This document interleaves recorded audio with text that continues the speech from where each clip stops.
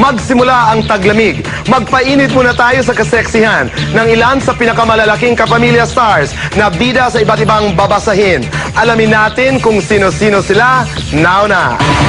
Mga male kapamilya stars nagpaka-wild sa isang magazine. Hot and wild words to describe the post ng ilang mga kapamilya hunks sa centerfold ng September issue ng women's magazine na Cosmopolitan. Very exotic ang dating ng mga male kapamilya stars tulad na lang ng PBB boys na sina Hermes Bautista, Joan Santos, Tom Rodriguez at Paul J. Castillo. Nagpaka-daring din ang Rosalca star na si Felix Rocco at singer-actor na si Gucci Lorenzana. Agaw pansin din ang cowboy-inspired shot ni Mateo Guidicelli, pero hindi rin nagpaawat si Christian Bautista na mukhang tuloy-tuloy na ang pagpapasexy. After 7 years sa business, kailangan medyo may gagawin kang risk, may gagawin kang innovation, may gagawin kang something bold para mas ma-excite ulit yung sarili mo sa kayong audience.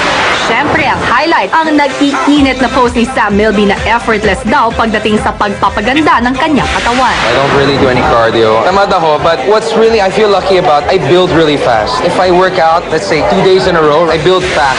Sa darating na September 9, mas marami pang mare-reveal sa kanilang pagrampa for the Cosmo Bachelor Bash. Si Sam magdadala raw ng kanyang cheerer, none other than his rumored special girl na si Mariée Digby. Kaya ako, na-conscious ko, sabi pala naman, ilimot para pumunta siya dito para i-cheer sa Cosmo Batch, diba? Pero ngayon pa lang, may ni-reveal na si Sam tungkol sa kanila ni Mariée. My fans sent her 3 of my movies.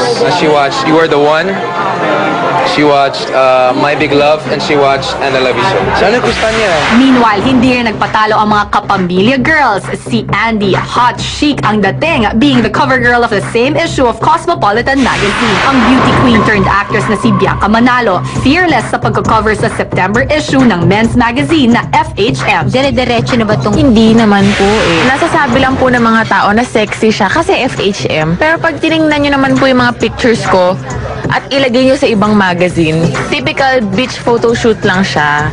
Nagkataon lang na naiisip ng mga tao na sexy kasi FHM.